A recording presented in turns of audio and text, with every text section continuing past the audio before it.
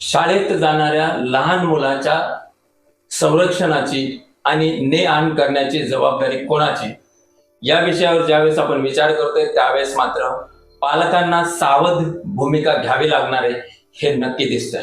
Traffic पोलिसांनी 2 school bus पकडल्या. त्यांना तक्रार मिळाल्यानंतर त्या 2 स्कूल बस पकडल्या आणि त्याच्यानंतर आरटीओने त्या स्कूल बसची सगळी तपासणी केली आणि अनेक त्रुटी जाणवल्या. मग अशा ह्या फक्त पकडलेल्या 2 बसच आपण धरून बसणार आहोत का? इतर सगळ्या ज्या स्कूल बस आहेत नेमकं त्याचं काय? या संदर्भामध्ये आम्ही ट्रॅफिकचे पीआय वैभव पाटील यांना पण बोललो आणि बीडचे आरटीओ आव्हाड साहेब यांना पण बोललो आणि या दोघांची पण मतं आम्ही जाणून घेतले. कालच आमच्या पथकाने 2 जे बस स्कूल बस आहेत MS23W0580 आणि MS23W0607 या 2 वाहनांवर कारवाई केलेली आहे.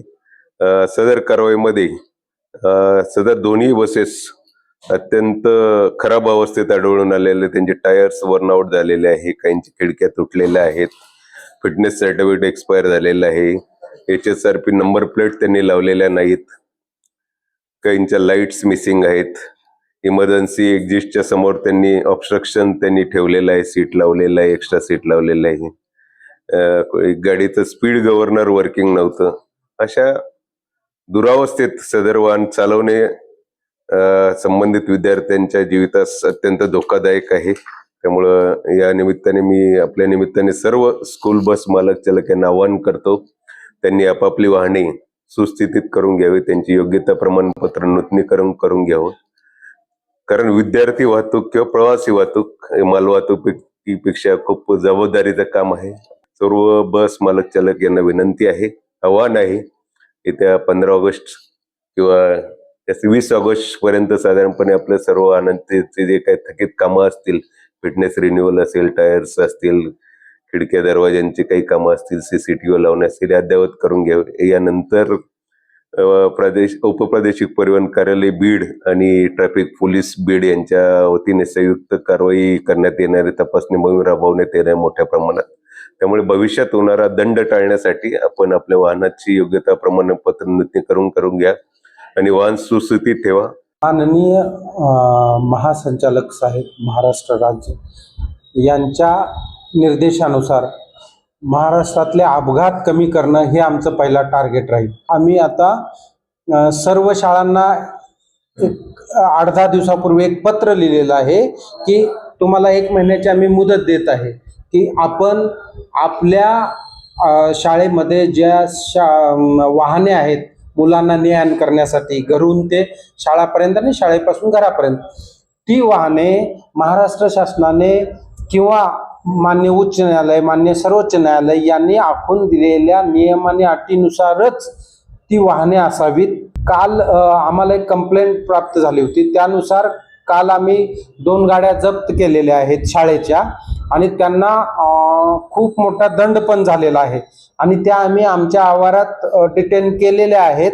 जे शाळा व्यवस्थापन आहे आणि मुलांचे आई वडील आहेत, पालक, त्यांना सुद्धा सूचना द्यायच्या आहेत की शाळा व्यवस्थापनाकडं शाळेकडे एक कमिटी असते, शाळा सुरक्षा समिती म्हणून.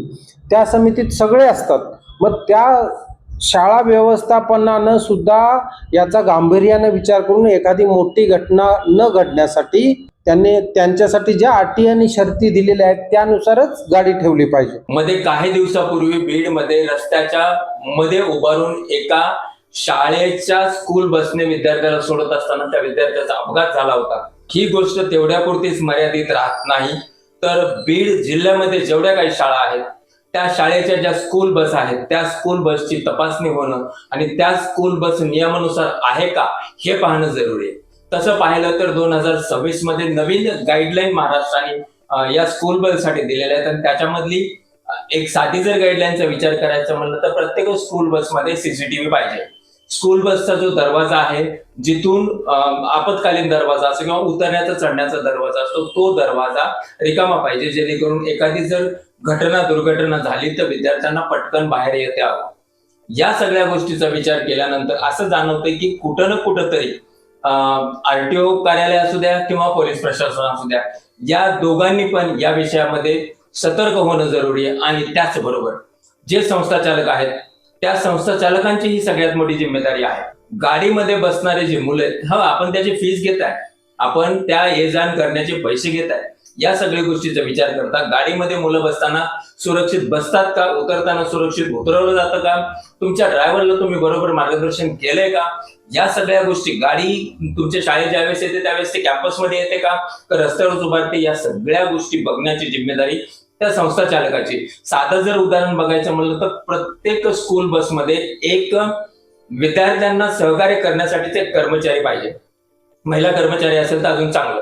असे या सगळ्या गोष्टी किती शाळेतले स्कूल बस फॉलो करतात हे सगळ्यात महत्वाची गोष्ट आहे. आपलं लेकरू ज्या गाडीमधून बसून जात आहे त्या गाडीबद्दल सगळी माहिती मिळणं आपल्याला जरुरी आहे. त्या गाडीमध्ये आपलं लेकरू सुरक्षित आहे का, या गोष्टीबद्दल पण आपण सजगाने जागरूक होणं जरुरी आहे. त्याचबरोबर अशा जर काही कमी जाणवत असेल तर आपण सरळ त्या शाळेच्या व्यवस्थापनाला जाऊन सांगणं जरुरी, कारण याच्यासाठी प्रत्येक शाळेमध्ये एक वेगळी कमिटी असते.